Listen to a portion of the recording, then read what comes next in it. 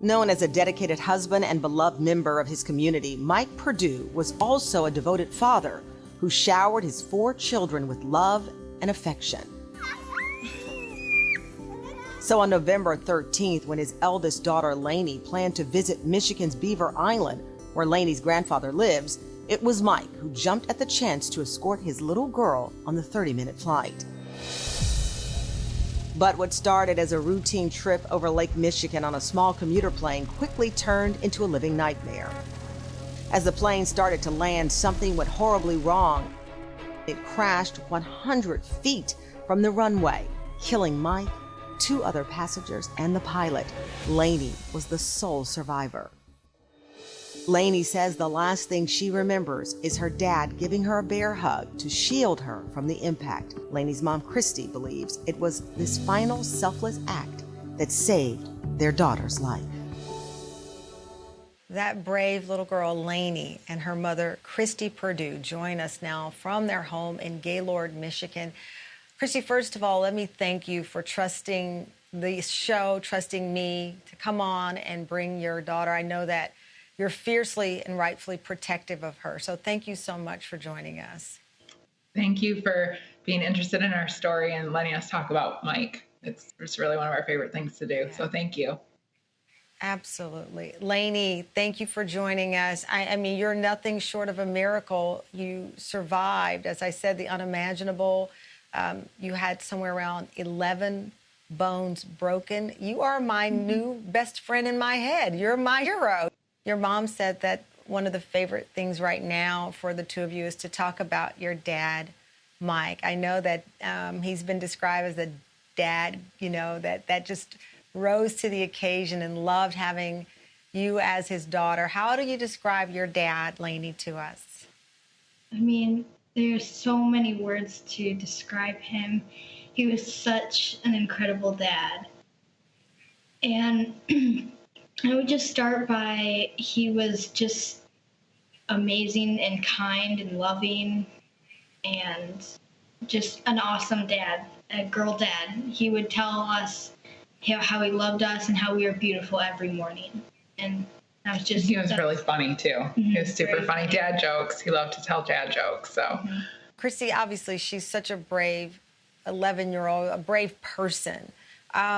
In preparing to talk to me today, I know that you were prepared to see the images, and she's prepared to relive what she can remember. What has it been like for you to process since the accident to where you both are now? It's been such a journey. It really has. It's just, I mean, obviously we're so devastated with the loss of Mike, and you know, the background is that this is a commuter plane. This is a way of life. So for us, it was no big deal for them to be up in the air and traveling to our favorite place in the world. And the airline has been in business for 76 years, and nothing like this has ever happened. So for us, it was really unimaginable that you would go up and not everybody would come back. So we've just been processing it little by little, and just our faith is very strong, and we're leaning on that and in each other and our community greatly right now. Laney, your mom mentioned you were traveling to Beaver Island, a place that you love, a place a family loves. What do you remember about how that day started with you and your dad? Well, I had a basketball game the morning, and my whole family was there. And then we got on, and then, you know, it was like kind of just hung out. And then me and my dad drove to Charlevoix and got on the plane. And there was not one thought of that any of this would happen. It was like I would have gotten on that plane if I was a day old, if I had to. So, like, we have been going on that plane forever. And so it was a normal day. We actually had thought, Mike and I had talked about sending Laney for the first time over to the island by herself on the plane. And about Wednesday or Thursday, he said, you know, I just don't really, I don't think she should go by herself. And I think I can go. And so he ended up going with her. And they were actually supposed to be on a 3:30 flight, and changed it at about 11 o'clock that morning to a 1:30 flight. And it was the 1:30 flight that crashed. So it was we carry that in our hearts that they were supposed to be on a 3:30 and God just had a different plan. Laney, I know you don't remember a lot about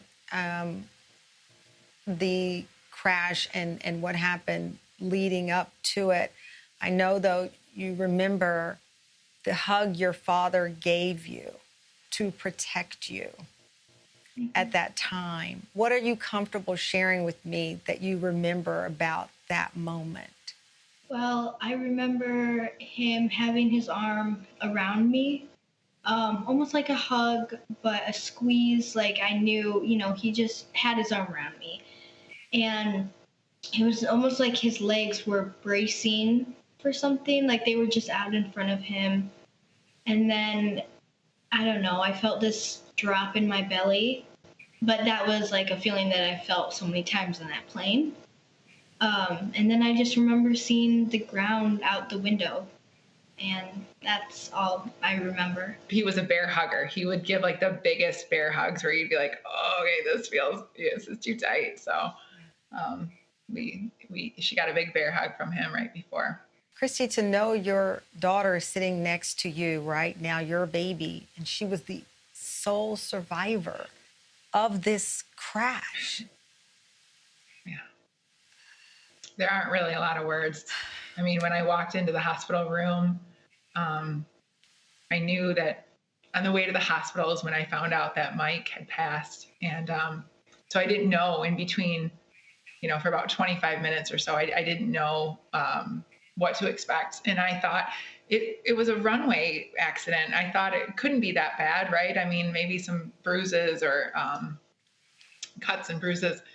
But I had no idea until I realized that he had passed, the severity of the accident. And then I didn't know what I was walking into. And when I walked through the trauma doors and she's laying there and, she can't move and she says, "Hi, Mom." It's just like my heart we're so torn because it was just the most tragic day. And we lost our Mike and our dad and our favorite person and my best friend. But it was just such a beautiful day, too, because we got our Laney. And she's here. She's not going anywhere. I don't let her out of my sight. Christie, you mentioned you learned that Mike had died on your way to the hospital. How did you prepare yourself to tell Laney, who was in the hospital, broken bones, injured, and didn't know the news yet? Well, all of a sudden you switch into mom mode. The driver who was taking me there, I said, "Pull over, I'm going to get sick." And then I thought, no, I can't. You have to take me to Laney. And so you just go into mom mode. And so my mom gut said, we need to focus on making sure she's 100%. She was asking for Dad. She wanted to know what happened. She wanted to know where he was at. She was sharing, Mom, he grabbed me. He was holding me so tight. Where is he? Where is he? And so we were just kind of deflecting. We were then transferred from one hospital in northern Michigan to another hospital in Michigan, about 3 hours away, due to the severity of her accident. And then she had surgery. And so it really wasn't until Sunday night that I was able to sit down. And I said, I'm not gonna come right out. I'm gonna wait until she asks. And she looked me right in the eye and said, "Mom, what happened to Dad? I need to know." And so we sat down, and I had one hand, and Mike's dad had the other, and we told her what happened. Laney, what was that like for you? It was really sad but I already knew. I had a gut feeling because nobody was telling me what was going on.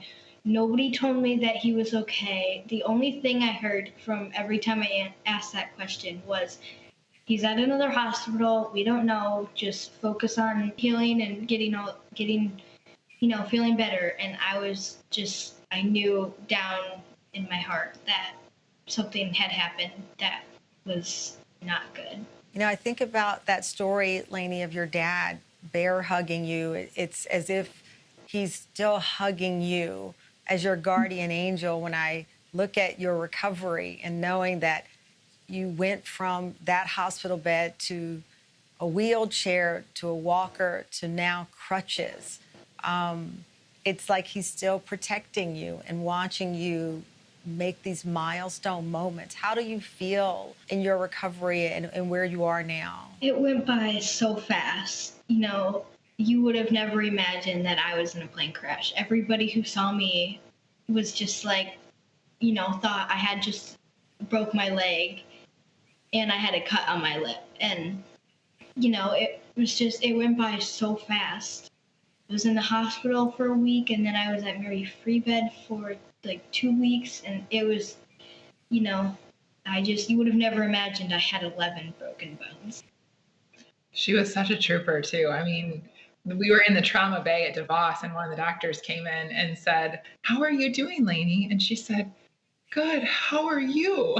And your lips are all, and it was just so sweet. And so she was just such a trooper from the minute we got there all the way through, and never complained, and just did what we needed to do to get her to get better. And she was wonderful. She is wonderful and so strong. I know, Christie, you have a memory book that you have for your children, and really it represents what you mentioned at the beginning of our conversation, your desire to speak out and share this incredible survival story of Laney's is to keep Mike's memory going as well. And you have that memory book for the family.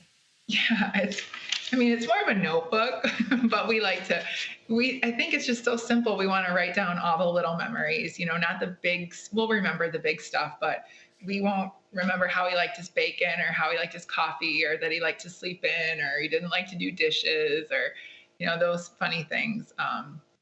We have two twin boys at home, Henrik and Bo, and Addie, and Addie's 8. And we all need to remember how awesome Mike was.